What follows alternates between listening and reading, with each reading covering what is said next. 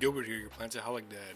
We're going to be going over the two most popular and safest way to propagate your pothos. Before we get started, the first thing you need to do is be able to identify the nodes in your pothos. They're small, button-looking bumps that stick out of the stems, usually nearby one of the leaves. Right underneath the nodes and the leaf is where you want to make your cut. It is important to make sure all your cuttings have these nodes. This is where the growth will come from. If your cuttings do not have these nodes, they'll still produce roots, but they will not produce any new growth. After cutting from the nodes and the leaf, your cutting should be similar to what I have here. The easiest form of propagation will have to be water propagation.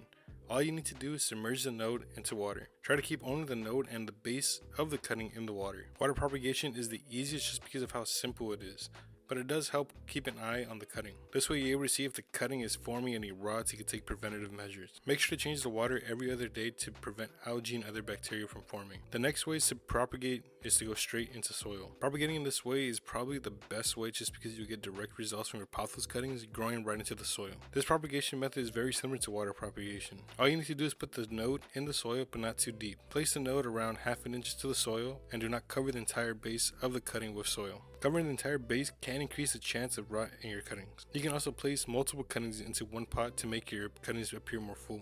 This has no other benefit than saving space and making your plants look more full. The best watering practice is to keep your soil moist but not soaking wet. Give it a light watering every other day to keep the fresh cutting moist. It is best practice to not leave your cuttings in full sun. This will cause burn and kill your cuttings pretty quickly. It is best to leave them in shade to get bright and direct sunlight, or by a windowsill that is getting light and be able to see the sky but not the sun directly. And I really hope this video helped. Please like and subscribe.